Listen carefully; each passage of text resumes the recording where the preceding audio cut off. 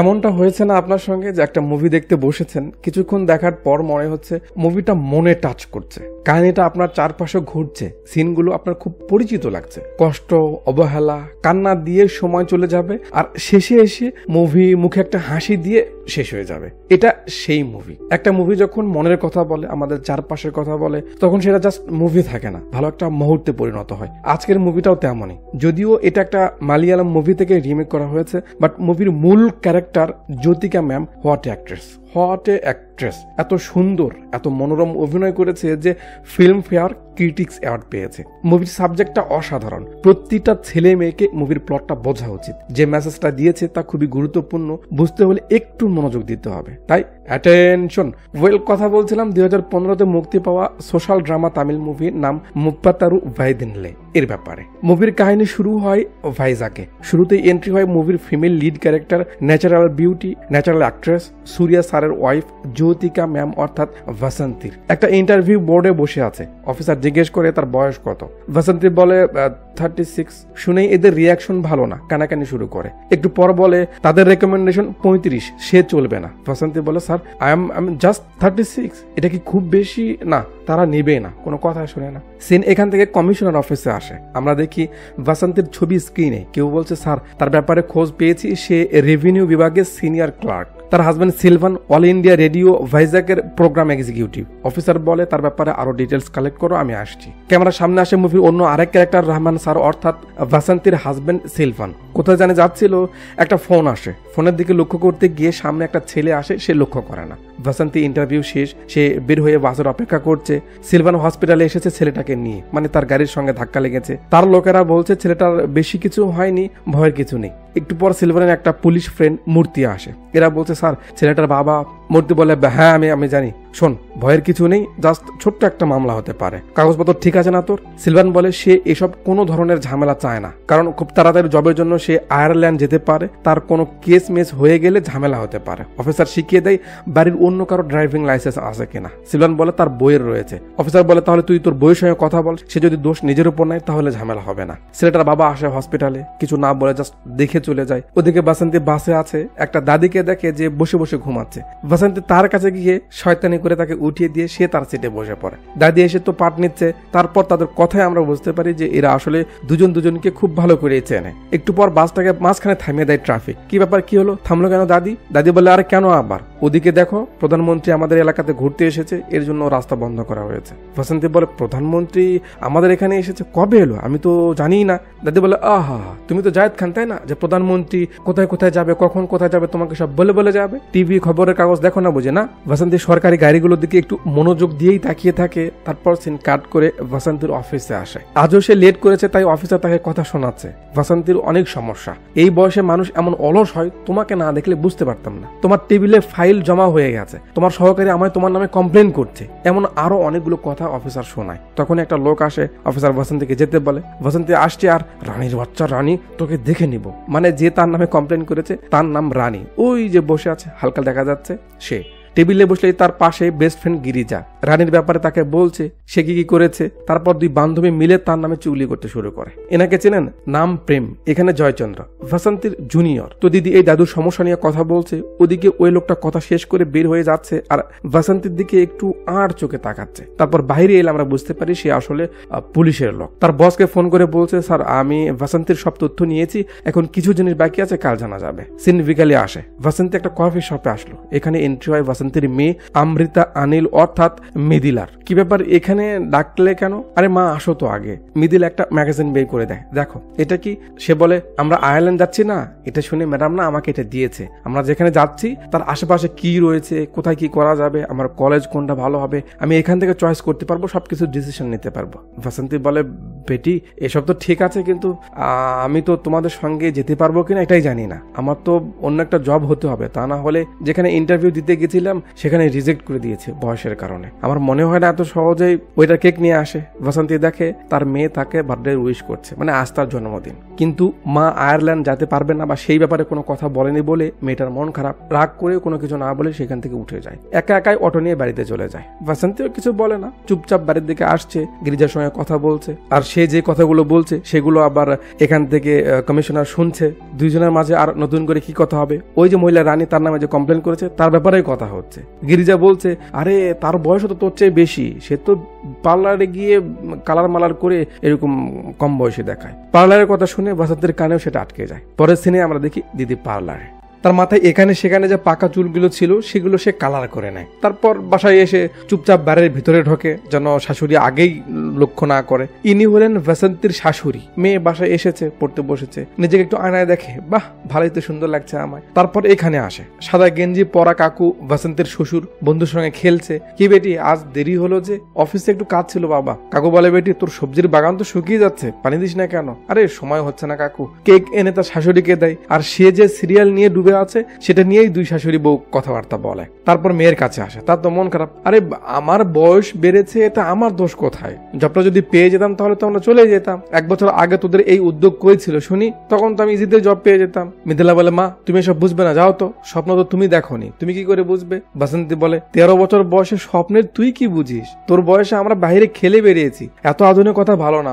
মিথিলার কোনো রিয়াকশন নেই। বাসন্তী খুঁজে একটা আর্টিকেল এনে বলে, দেখ চিনিস একে? সুজান ডেভিড, আমার বেস্ট ফ্রেন্ড। কত বড় হয়েছে দেখেছিস? আমাদের সময়ও স্বপ্ন ছিল, তোকে যে ফ্রিডম আমরা দিয়েছি, আমাদের বাবা মা আমাদের এত সুযোগ কখনো দেয়নি। মায়ের মুখে মুখে তর্ক তো দূরের কথা, কথার উত্তর দিলে পেটাতে শুরু করতো। আর তোরা? মিদিলা একটু বাঁকা করে বলে, মা যাও তো, তোমার সঙ্গে কথা বলে আমি বুড়ো হতে চাই না। হইলো?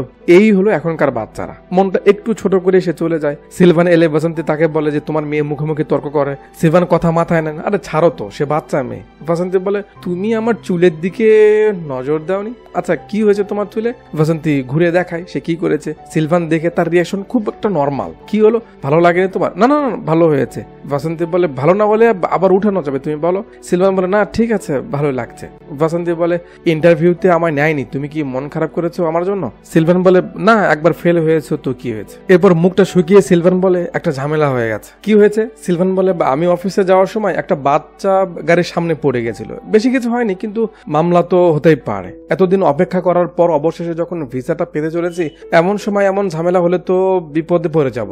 বাবার ড্রাইভিং লাইসেন্স থাকলে তো বাবা নিজের নামে নিয়ে নিত, তাহলে প্রবলেম আমাদের কিছু হতো না। কিন্তু বাসন্তী বলে, আচ্ছা আমার তো লাইসেন্স আছে, কেন না এটা আমার নামে করে দাও? সিলভান বলে, আরে না না কি বলছো, এটা কি করে হয়? মনে মনে তো ঠিকই চাইছে। বাসন্তী বলে, কোনো সমস্যা নেই, লাইসেন্সটা তো এই সময় একবার কাজে লাগুক, তুমি টেনশন করো না। সিলভান বলে, তাহলে ঠিক আছে। কথা বলার জন্য সাইডে গিয়ে তার ফ্রেন্ড মূর্তিকে বলে, বাসন্তী তো রাজি হয়েছে বে, এখন প্ল্যান মতো কাজ কর। পরের দিন সিলভান রেডিওতে প্রোগ্রাম শেষ করে বের হতেই রিসেপশনে বলে, স্যার আপনাকে কল করতে বলে একজন নাম্বার দিয়ে গেছে। সিলভান নাম্বার নিয়ে কথা বলেছে, মানে পুলিশ স্টেশনে যেতে বলেছে। তার রিয়াকশনে সিন কাট করে পরের সিন চলে আসে ট্রাফিক পুলিশ স্টেশনে। সিলভান বাসন্তীকে নিয়েই এসেছে। অফিসার জিজ্ঞেস করে, আপনি? সিলভান বলে, স্যার ওই যে অ্যাক্সিডেন্ট। ও আচ্ছা আচ্ছা, গাড়ি কে চালাচ্ছিল? সিলভান বলে, ও। কি করেন আপনি? বাসন্তী বলে, সে কোথায় কাজ করে। কাকু বলে, এটা কার লাইসেন্স? সিলভান বলে, ওর স্যার। অফিসার বলে, ছবিটার সঙ্গে কি বাস্তবের কোনো মিল রয়েছে দেখুন তো। আরে 2 বছর আগে আপনাদের মেয়াদ শেষ হয়ে গেছে। ঝামেলা আরো বেড়ে গেল। সিলভান বলে, স্যার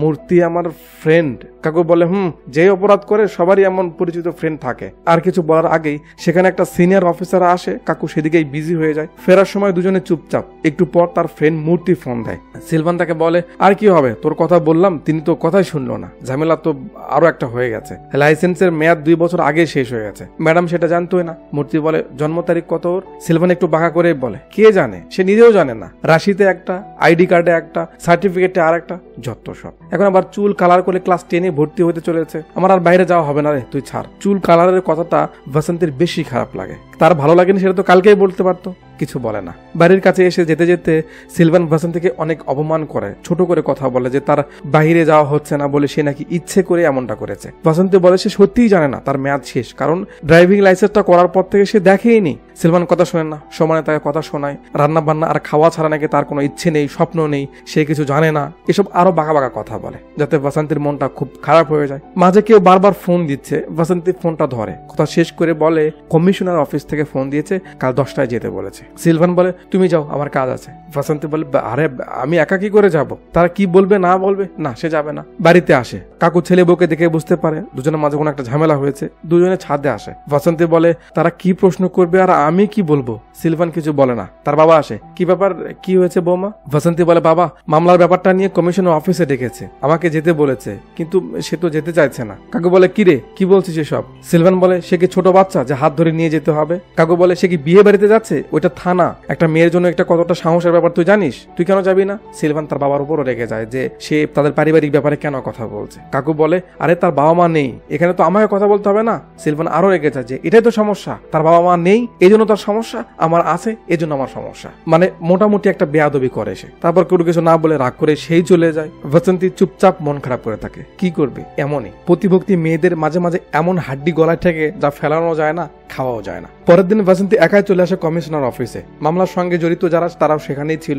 বাসন্তী ভয় পাচ্ছে, না জানি কি হয়। ভিতরে এলে কমিশনার স্যার সামনে আসে। নাসির স্যার, চিনতে পেরেছেন তো? বাসন্তীকে বলে কাল তোমার কি প্ল্যান? বাসন্তী বলে স্যার অফিস, তারপর বাড়ি। এই কমিশনার বলে কাল অফিসে যাবে না, আমরা তোমার ছুটির ব্যবস্থা করছি। ওকে, ভালো কথা, কিন্তু কেন? কমিশনার বলে তোমার মেয়ে মিদিলা কয়েকদিন আগে স্কুলে একটা অনুষ্ঠান হয়েছিল যেখানে প্রধানমন্ত্রীও গেছিল। সে স্যারকে একটা প্রশ্ন করেছিল, যখন তাকে বলা হলো এটা তাকে কে বলেছে বা সেই প্রশ্নটা কোথায় শুনেছে, সে বলেছে তার মায়ের কাছ থেকে। প্রশ্নটা প্রেসিডেন্টের মনে নাড়া দিয়েছে, বিশেষ অতিথি হিসেবে তিনি তোমার সঙ্গে দেখা করবে, তোমাকে যেতে হবে। শুনেতে বাসন্তী হা, তার মাথা ঘুরছে, এটা সে কি শুনলো। কমিশনার তার রিয়াকশন দেখে মুচকি মজা নিচ্ছে। কমিশনার বলে কাল সব কাজ সেরে রেডি থেকো, লোকজন গাড়ি নিয়ে এসে সন্ধ্যায় তোমায় নিয়ে যাবে তাজ হোটেলে। সিকিউরিটির কারণে কাল তোমায় সেখানে গিয়ে থাকতে হতে পারে, পরের দিন তোমার সঙ্গে স্যার দেখা করবে, সঙ্গে একজনকে নিয়ে। বাসন্তী বলে স্যার আমার একটা মামলা। কমিশনার বলে এটা আমরা দেখে নেব, ওটা নিয়ে কোনো চিন্তা করার দরকার নেই, তোমার আর কোনো সমস্যা না স্যার। চলে আসে বাড়িতে। খবর শুনে তার মতো শাশুড়িও অবাক, সে তো মানতেই পারছে না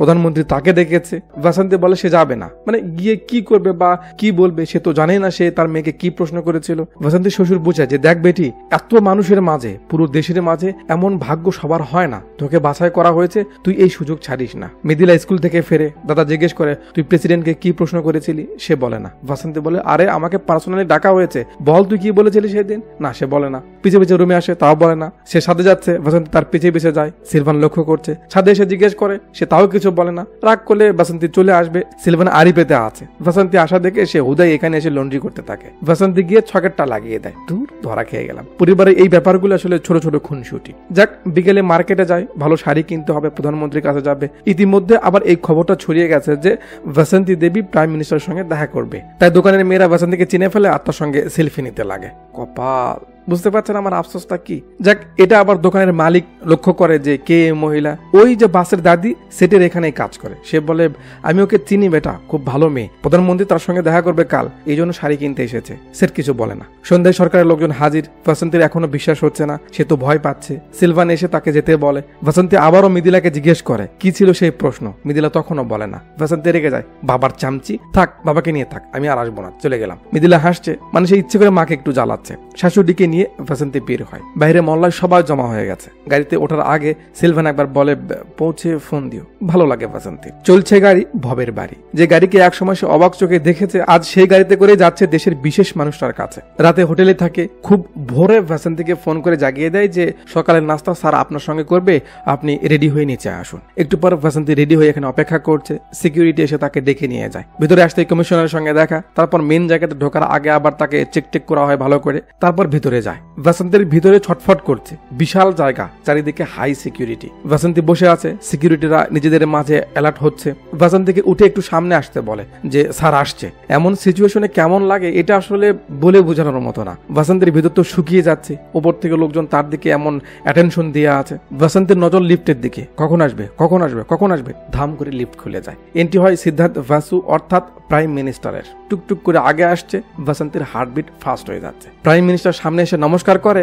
বাসন্তী হা করে আছে, আর দেখতে দেখতেই সেখানে সে সেন্সলেস হয়ে পড়ে যায়। গার্ডরা তো প্রাইম মিনিস্টারকে ঘিরে নেয়। দিদি অ্যাম্বুলেন্স ডাকে, আর সিন কাট করে পরের দিনে আসে। সিলভান সেটাই নিউজে বলছে যে প্রধানমন্ত্রীর সঙ্গে কথা বলার আগে সে সেন্সলেস হয়ে গেছে। বসন্ত অফিসে যাচ্ছে কিন্তু এইভাবে দাদি পাশেই। আরে এমন করে থাকলে কি হবে, সবাই জেনে গেছে, এটা খবর ছড়িয়ে গেছে, খোল। অফিসে আসে, আগেই ভিতরে যায় না, গিরিজাকে ডেকে নেয় যে অফিসের ভিতরে কি চলছে। গিরিজা বলে সেটা তো বুঝতেই পারছিস, আমি আর লুকিয়ে কি করবো, আচ্ছা যা হয়েছে হয়েছে, ভিতরে আয়। ভিতরে এলে তো সবাই কানাকানি করছে, রানী তো আরো বেশি মজা নিচ্ছে। জয়চন্দ্র বসন্তের সাপোর্ট নিয়ে কথা বলে যে এমনটা হওয়া খুব স্বাভাবিক, সে সাধারণ কোনো মানুষ নয়, প্রাইম মিনিস্টার। অফিস থেকে বাসায় ফিরে দেখে তার মেয়ে কান্না করছে। কি হয়েছে বলে না। দাদু জিজ্ঞেস করলে বলে তার মা যে বেহুশ হয়েছে এটা নিয়ে তার ফ্রেন্ডরা মজা নিচ্ছে। ঠিক আছে, প্রিন্সিপালকে বলে দেবনি, তারা যেন এমনটা না করে, কাঁদিস না। মৃদুলা বলে কার মুখ থামাবে, এটা পুরো দুনিয়া জেনে গেছে, ফেসবুকে ছড়িয়ে গেছে, সবার মাকে নিয়ে সবাই গর্ব করে, আর তুমি আমার নাক কাটিয়ে দিলে। মেয়ের মুখে এমন কথা শুনলে কার মাথা গরম হবে না, বাট মা তো মাই হয়, মনে আঘাত লাগে অথচ কিছু বলে না।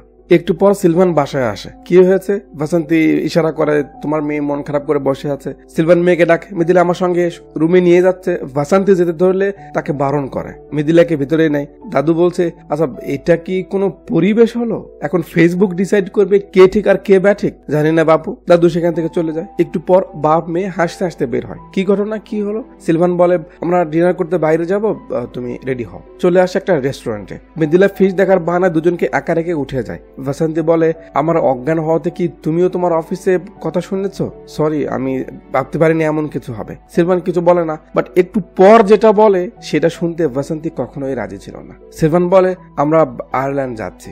বসন্তী একটু অবাক হয়। আমরা মানে? সিলভান বলে আমি আর আমার মেয়ে। মানে কি বলছো তুমি? সিলভান বলে আমার সবকিছু ফাইনাল হয়েছে, বাবা মাকে একা রাখা যাবে না, আমি ওখানে এখনো কাজ পাইনি, কষ্ট হবে থাকতে, বেশি সময় লাগবে না, তারপর ভালো পজিশন হলে তোমাদের নিয়ে যাব। বসন্তী তো মন খারাপ লাগছেই, বলে এই কিছুদিনটা কতদিন পর হবে? 1 বছর, 2 বছর? তুমি আসলে সঠিকটা জানো না। মৃদুলা আর তুমি আমার পৃথিবী, তোমাদের ছাড়া আমি কি করে থাকবো? আর তাছাড়া ও অনেক ছোট, ও কি করে সামলাবে নিজেকে? ওকে আমার প্রয়োজন, আমারও ওর প্রয়োজন। সিলভান বলে তুমি যেমনটা ভাবছো মৃদুলা মোটেও তেমন না, ও অনেকটা বুঝমান মেয়ে, যেটা তুমি কখনো বোঝো না। ও আমার সঙ্গে থাকবে, এই সুযোগ ছেড়ে দেওয়া যাবে না। বসন্তী খুব সুন্দর একটা কথা বলে, সিলভান 13 বছর বয়সী এক বাচ্চার জন্য সুযোগের চেয়ে শাসন বা বুঝটা জরুরি। একজন মা হিসেবে আমার কি করা উচিত সে কি করে জানবে? তুমিও তো বুঝতেছো না। তুমি একজন ভালো বাবা হতে পারবে অবশ্যই, কিন্তু কখনো একজন মায়ের জুতোতে পা রাখতে পারবে না, কখনো মা হতে পারবে না। সিলভান বসন্তের কথা বা ভাবনাকে পুরনো মনে করে তাকে আপডেট হতে বলে।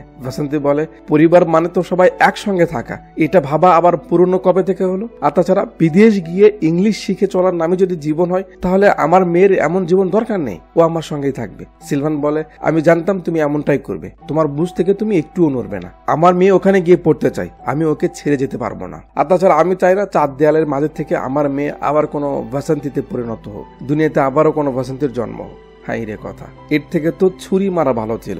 বসন্তীর মুখে এমন আঘাত লাগে, সে আর কোনো কথা বলে না, জাস্ট চুপ করে থাকে। পরের সিনেই আমরা দেখি সবাই এয়ারপোর্টে। বসন্তী মৃদুলাকে বলছে সাবধানে থাকতে। মৃদুলা মায়ের মন খারাপ দেখে বলে তুমি চিন্তা করো না, আমি রোজ তোমার সঙ্গে কথা বলবো, আর আমি যেখানেই যাই না কেন আমি তো তোমারই মেয়ে থাকবো না, সময় হয়েছে যেতে হবে। বসন্তের কতটা খারাপ লাগছে সে হয়তো কাউকে বোঝাতে পারছে না। যেতে ধরে মৃদুলা থামে, ফিরে আসে। মা সেই প্রশ্নটা কি তোমায় এখন বলবো? এবার বসন্তী বলে না বেটি, আর দরকার নেই। ভাই বলতে ইচ্ছে করছে না, খুব কষ্টে হাত উঠায়। আর এখানেই মুভির ইন্টারভেল হয়। ইন্টারভেল পর আমরা দেখি বসন্তী গিরিজার বাড়িতে এসেছে। বাড়িতে গিয়ে আর কি হবে, গিরিজাকে বলছে আমাকে যেতে হবে, মেয়ের জন্য হলেও যেতে হবে। 14টা বছর আমি তাদের জন্য বেঁচেছি, এভাবে হুট করে কি করে একা থাকবো কেউ একবারও ভাবলো না। অন্য সব সাধারণ মেয়ের মতো আমিও লক্ষ্মী বউ হতে চেয়েছি, কিন্তু বসন্তের গলা ভারী হয়ে আসছে। সে বলে জানিস গিরিজা, আমার মেয়ে বলে আমাকে মা পরিচয় দিতে নাকি তার লজ্জা বোধ করে, আমার স্বামী আমাকে স্ত্রী পরিচয় দিতে বিব্রত বোধ করে, আমার মেয়ে আমার মতো হওয়া যাবে না। সে বলে দুনিয়াতে আর একটা বসন্তের জন্ম হোক সে চায় না। এ বলে আমার মেয়েটাকে আমার কাছ থেকে নিয়ে গেল। সে যখন কথাগুলো বলছিল আমার মনে হচ্ছিল আমার মরে যাওয়া উচিত। এ বলে বসন্তী হাউমাউ করে কাঁদতে শুরু করে। ভালোবাসা, সংসার। তার কান্না দেখে গিরিজা বসন্তীকে শান্ত হতে বলে। বসন্তী কাঁদতে কাঁদতে বলে এই বসন্তীর তাহলে এতদিন কি ছিল তার কাছে? লজ্জায় আমি নিজের দিকে তাকাতে পারছি না রে। আমি নিজেকে হারিয়ে ফেলেছি, কারণ ভেবেছি পরিবার আমার কাছে আছে, কিন্তু এখন দেখছি আমার তো কেউ নেই। আমার হারানো আমিকে খুঁজে বের করতে হবে। এখন আমি বুঝতে পারছি মানুষ এমনই, কারো জন্য পুরো দুনিয়া ছেড়ে দিলেও দিন শেষে সেই লোকটা আবার তাকে বলে তুমি আমার জন্য কি করেছো। ব্যাপারটা আজব না? চল আমায় দেখা দেখি ফেসবুকে কে কি বলেছে। গিরিজা না করে, বাট বসন্তী দেখতে চায়। গিরিজা ফেসবুকে ভাসন্তের বেহুশ হওয়া নিয়ে কে কি বলেছে বা মিম বানিয়েছে, ট্রোল করেছে সেগুলো দেখায়। দেখে তো ভাসন্তের খারাপ লাগে, বাট ভিতরে একটা জিদ আসে। পরের দিন অফিসে কাজ করছিল, পিয়ন ডাকে, ম্যাডাম কালেক্টর সাহেব আপনাকে ডাকছে। ভিতরে আসে, জি স্যার। পাশে বসেছিল এক দিদি, তাকে দেখে ভাসন্তি বলে ওঠে, আরে সুজান। সুজান কালেক্টরকে বলে, স্যার আমরা কলেজে একসঙ্গে ছিলাম। ড্রেস নিয়ে প্রিন্সিপাল 15 জন স্টুডেন্টকে বহিষ্কার করে। এই সেই ভাসন্তি যে আন্দোলন করে তাদের কলেজে ফিরিয়ে আনে। লাকিলি সে আমার খুবই ভালো বন্ধু, আমার ইন্সপিরেশন সে। স্যার আমি কি ওকে একটু নিয়ে যেতে পারি? কালেক্টর কি আর না করবে? দুই বান্ধবী চলে আসে তাদের পুরনো কলেজে। দেয়ালের নামটা এখনো তেমনই আছে। সুজান ভাসন্তিকে বলে, কি কিছু মনে পড়ছে? তখন আমাদের দেখানো হয় ভাসন্তি কলেজে কতটা সাহসী আর প্রতিবাদী ছিল। জাস্ট তার কারণে একটা পরিবর্তন এসেছিল পুরো কলেজে। অনেক মেয়ের জন্য সে ইন্সপিরেশন হয়েছিল। এখানে বসে সুজান বলে, কি শুনছি এসব? তুই বেহুশ হয়ে গেছিলি? যে মেয়ে সবার সামনে দাঁড়িয়ে ন্যায়ের লড়াই লড়তে পারে সে এমন হয়ে গেছে? আমি তো ভাবতেও পারছি না। কি হয়েছে তোর? ভাসন্তির চোখে পানি টলমল করছে। আমি জানি না রে, আমার দ্বারা। সুজান থামায়, বাচ্চা সংসার এসব নিয়ে আটকে গেছিস এমন বাহানা দিস না। মা বাচ্চাদের পেট ভরিয়ে নিজে খালি পেটে বিছানায় যায়, আবার বড় হলে সেই বাচ্চারা ওই মাকে বৃদ্ধাশ্রমে পাঠিয়ে দেয়। এটা স্বার্থপর দুনিয়া ভাসন্তি। এখানে তোর যদি ওজন না থাকে তোর পাশে কেউ থাকবে না।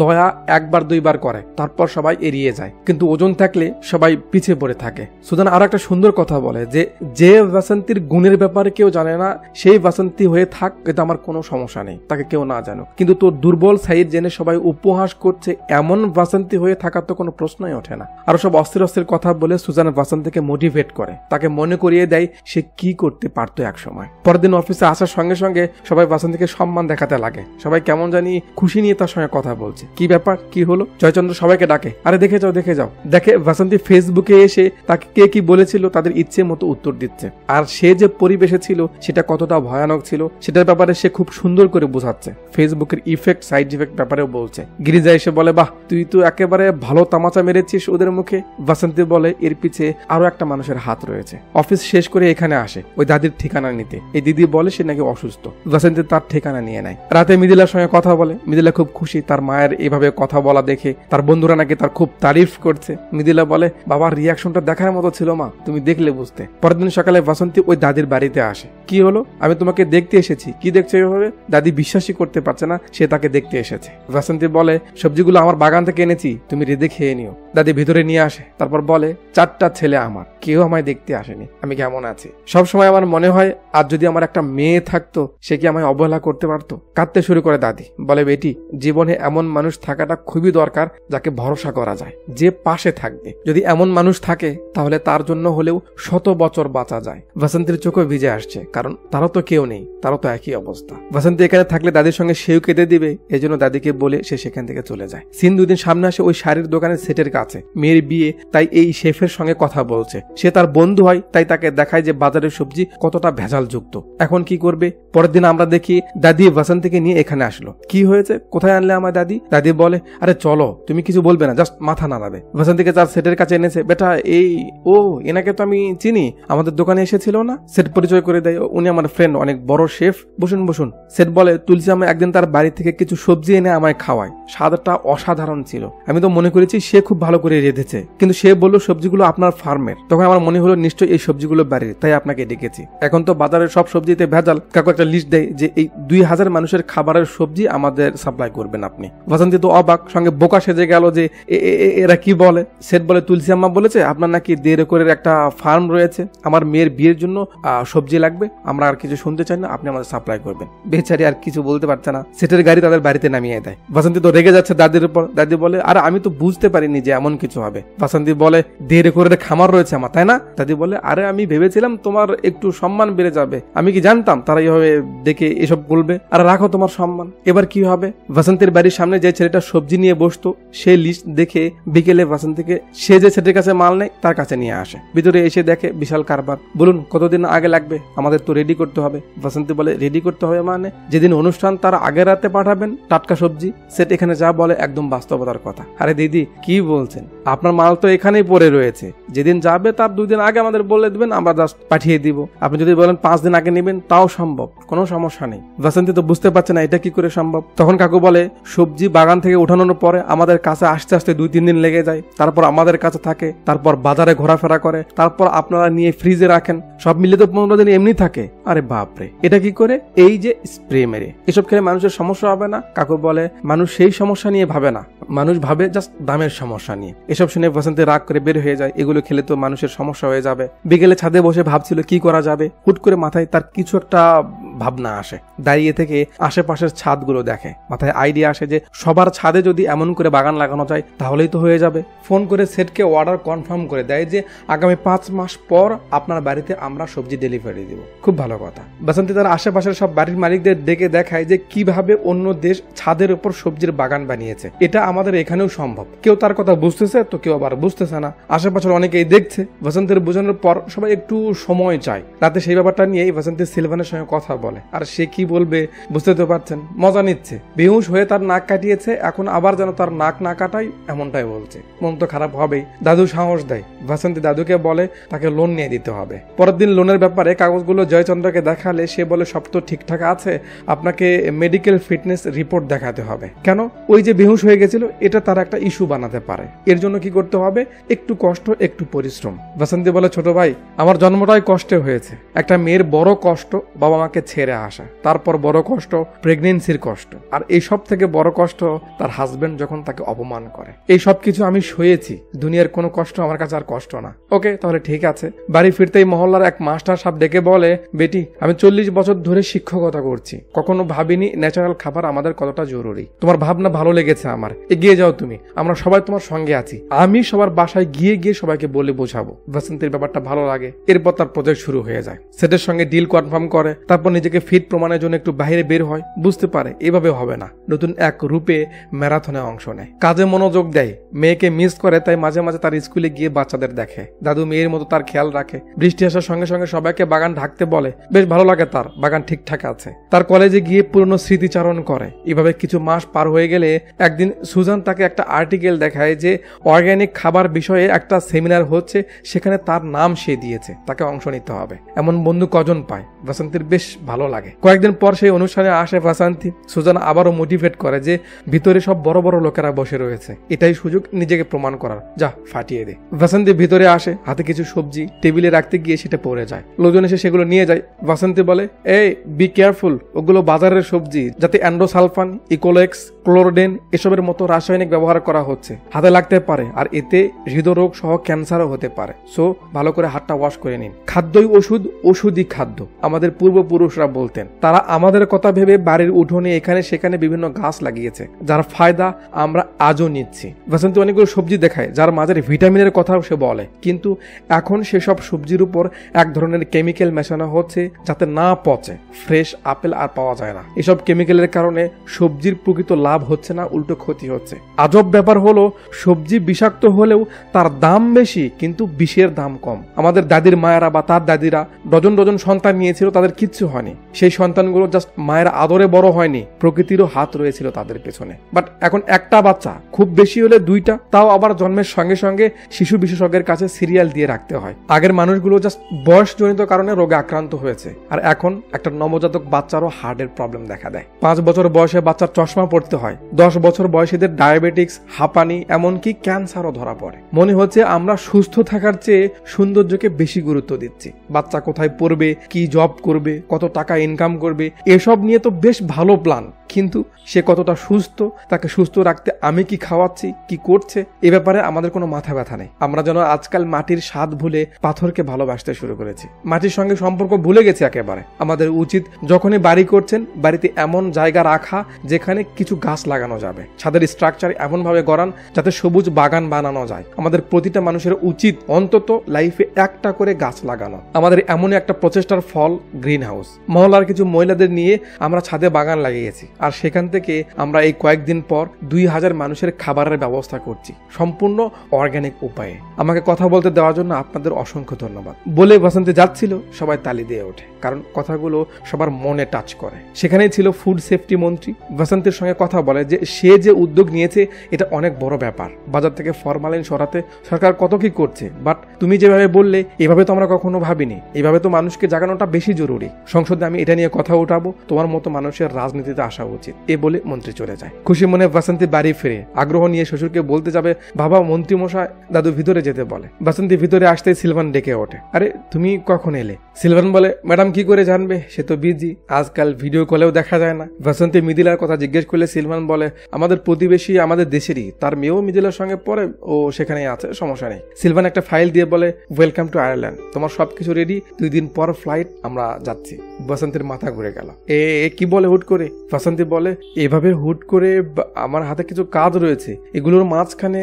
সিলভান বলে, হ্যাঁ আমি দেখেছি কি কাজ করছো, অন্যদের বাড়ির ছাদও দেখলাম, বাবার সঙ্গে কথা বলেছি, বাবা এই সবকিছু দেখে রাখবে। মিদিলের খাবারের প্রবলেম হয়ে যাচ্ছে, কাজের লোকও পাওয়া যাচ্ছে না, গেলেও তার অনেক দাম, তাও আবার পার্ট টাইমের জন্য, এই জন্য তোমার যাওয়া জরুরি। বাসন্তী বলে, ও আচ্ছা, খুবই ভালো। কি হলো? কি হবে? কাজের মেয়ে যদি কম টাকায় পেতে তাহলে কি তুমি আমাকে নিতে আসতে? উচিত কথাই মামু বাজার। সিলভান বলে, এখন দেখি কথার উত্তর দিতে শিখে গেছো। বাসন্তী বলে, 3 বেলা রান্না করে সামনে দিবে এমন বউ তোমাদের বোর লাগে, তারা ভিন্ন কিছু করবে, কথার উত্তর দিবে, তাতেও নাকি আমরা পাখা মেলে দেই। সিলভান বলে, তো কি বলতে চাইছো তুমি, যাবে না? বাসন্তী বলে, প্রজেক্ট হাতে নিয়েছি, অনেকে আমার উপর ভরসা করে আছে, এভাবে মাঝ পথে ছাড়তে পারবো না, আমার একটু সময় দরকার। সিলভান কি করে, মিদিলাকে ফোন দিয়ে বলে, তোমার মা আসবে না। কেন আসবে না আমি জানি না, তুমি বলো কেমনটা লাগে। দিদি হালারে একটা চটকানা মারেন তো, জিদ উঠতেছে গায়ে, হালা ছাগল কোথাকার, দরকারের সময় ঠিকই এসেছে।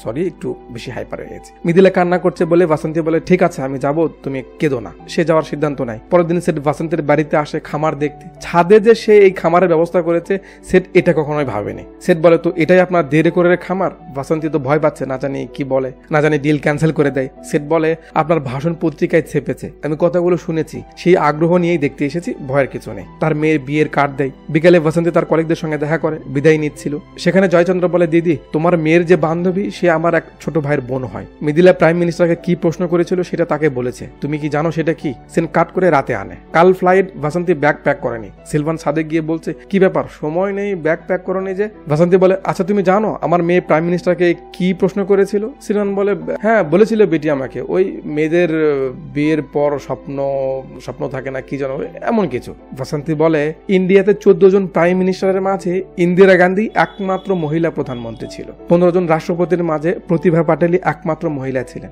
কেন? এদেশে কি কোনো যোগ্য ট্যালেন্টেড নারী ছিল না, নাকি কেউ তাদের স্বপ্নকে হ্যাক করে নিয়েছিল? কে একটা মহিলার স্বপ্নের মেয়াদ শেষ করার তারিখ নির্ধারণ করলো? কে? প্রশ্নটা এটা ছিল। অনেক হয়েছে, আমি সিদ্ধান্ত নিয়েছি আয়ারল্যান্ডে যাব না। আমার মেয়েকে আমি বোঝাবো যে স্বপ্ন আমারও আছে। দাও ফোন দাও, আমি এখনই কথা বলছি, দাও ফোন দাও। এবার সিলভানের মুখ থেকে কথা বের হয় না। বাসন্তী বলে, জীবনে প্রথম তোমার ইচ্ছের বিরুদ্ধে কিছু একটা করতে চলেছি, তোমার স্ত্রী হিসেবে সম্পর্ককে সম্মান করো, আমাকে একটু বোঝো। সিলভান কিছু না বলে চলে যায়। সিন এখান থেকে কয়েকদিন সামনে আসে। আজ ফাইনালি সব সবজি ডেলিভারি দিবে, তাই সবাই নিজ নিজ বাগান থেকে সবকিছু উঠিয়ে গাড়িতে এনে দেয়। সব মাল সামানা নিয়ে গাড়ি সেখান থেকে চলে যায়। এলাকার সবাই অনেক খুশি যে এত বড় একটা অর্জন তারা সফল করেছে। মাঝে 1 বছর পার হয়ে গেছে। আজ বাসন্তী আবারও পার্লামেন্টে এসেছে। পেছনে মন্ত্রী ভয়েস বাসন্তীর ব্যাপারে পার্লামেন্টে বলছে, তাকে স্বাগতম জানায় সবাই মিলে। এখানে টাইপ করতে করতে মিদিলা বলছে, আজকের এই দিনে আমার এই আইডিতে আমার মাকে নিয়ে মানুষ কত কথা বলেছে, আমি নিজেও আমার মাকে কখনো বুঝতে পারিনি। তাকে অনেক কথা শুনিয়েছি, অনেক ছোট করে কথা বলেছি। আজ আমার মায়ের বিশেষ একটা দিন। আজ আমি আমার মাকে নিয়ে গর্বিত। আমি আর আমার বাবা নিজেদের ভুল বুঝতে পেরেছি যে মায়েরাও কোনো দিক থেকে কম না। বাসন্তী গণভবনের ভিতরে যাচ্ছে আর পেছনে মিদিলার ভয়েস বলছে, মায়েদের স্বপ্ন নিয়ে আমরা কখনো ভাবি না, তারা আমাদের জন্য সব ছাড়ে, বিনিময়ে অবহেলা পায়। এখন যদি আমাকে কেউ বলে তুমি কি হতে চাও, তাহলে আমি গর্বের সঙ্গে বলবো আমি বাসন্তী দেবী হতে চাই। থ্যাংক ইউ বাসন্তী জি আমার মা হওয়ার জন্য। শরীরের মাঝে কেমন যেন একটা হয়ে গেল। বাসন্তী এবার সিনা টান করে মনে বল নিয়ে চলে আসে কোথায়? প্রাইম মিনিস্টারের অফিসে। এরা এখানে ছিল, ভুল বুঝতে পেরে ফিরে এসেছে। বাসন্তীর প্রাইম মিনিস্টার সঙ্গে দেখা হয়। এবার বাসন্তী একদম ঠিকঠাক আছে। মিনিস্টার বসতে বলে। কিছুক্ষণ পর গার্ড এসে সিলভান আর মিদিলাকে নিয়ে যায়। বাসন্তী তাদের সঙ্গে পরিচয় করে দেয়। প্রাইম মিনিস্টার বলে, আগের বার দেখা করতে এসে বেহুশ হয়ে গেছিলে, দুর্বলতা ছিল, আর এবার সেই দুর্বলতাকে হার মানিয়ে আরো স্ট্রং হয়ে এসেছো, ভালো লাগলো।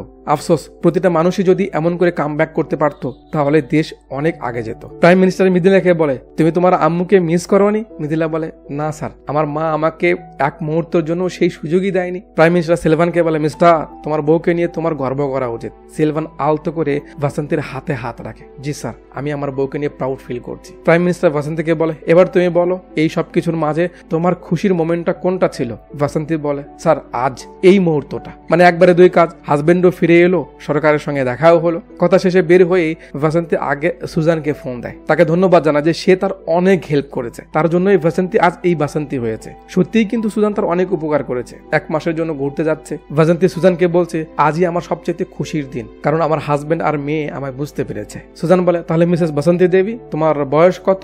বাসন্তী বলে, বয়স কোনো ব্যাপার না। এক্স্যাক্টলি, বয়স কোনো ব্যাপার না। পার্লামেন্ট থেকে বের হয়ে গাড়িতে উঠবে, এবার সিলভান আগে বাসন্তীকে উঠতে বলে। দ্যাটস দ্য ওয়েট, এটাকেই ওজন বলে। গাড়ি চলছে আর আমাদের সামনে দেশের সব বিখ্যাত মহিলাদের ছবি দেখিয়ে শেষে একটা ব্ল্যাক ফ্রেম রাখে যে নেক্সট ছবিটা তোমারও হতে পারে। নিচে খুব সুন্দর একটা কথা, your dream is your signature, তোমার স্বপ্নই তোমার পরিচয়। এমন সব কঠিন কথা আর অস্থির সব মেসেজ দিয়ে মুভিটা এখানেই শেষ হয়ে যায়। প্রশ্ন আর পার্সোনালিটি সম্পর্কটা একটু বুঝুন।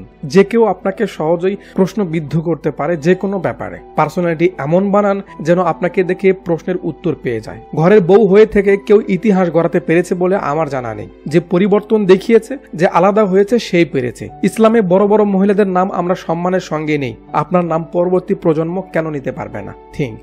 একটা মেয়েকে সবাই 5টা কাজ করার কথা বলে, এটা করো ওটা করো, ব্যাস মেয়েদের জীবন কতটা সহজ। কিন্তু আরো 50টা কাজ যে তার করার ইচ্ছে, পারবে, তার স্বপ্ন, মন চায়, সেগুলোর কোনো ভ্যালু নেই। That's the reality. অথচ একটা সমাজ, একটা এলাকা, একটা দেশ, একটা জাতি তখনই সুন্দর সবুজ হয় যখনই মহিলারা শালীন, শিক্ষিত আর রেসপন্সিবল হয়। আর একটা জরুরি কথা, আজকের পর থেকে মাথায় রাখবেন, যখনই সুযোগ পাবেন আপনার পকেটের টাকা দিয়ে যত ইচ্ছে গাছ লাগাবেন। কমসে কম আপনার জীবনে একটা হলেও যেন গাছ আপনি লাগাতে পারেন। এটার প্রয়োজন রয়েছে আমাদের ফিউচারের জন্য। যাওয়ার আগে কমেন্ট বক্সে মুভিটা দেখে আপনার এক্সপিরিয়েন্স শেয়ার করে যাবেন। আর যারা এখনো সাবস্ক্রাইব করেননি, প্লিজ সাবস্ক্রাইব করে দিবেন। আমরা একটা নতুন চ্যানেলও খুলেছি, যেখানে জওয়ান মুভিটাও দেওয়া রয়েছে, আপনারা চাইলে সেখানে গিয়ে দেখতে পারেন। এতক্ষণ পর্যন্ত আমার সঙ্গে থাকার জন্য আপনাদের সবাইকে অনেকগুলো ধন্যবাদ।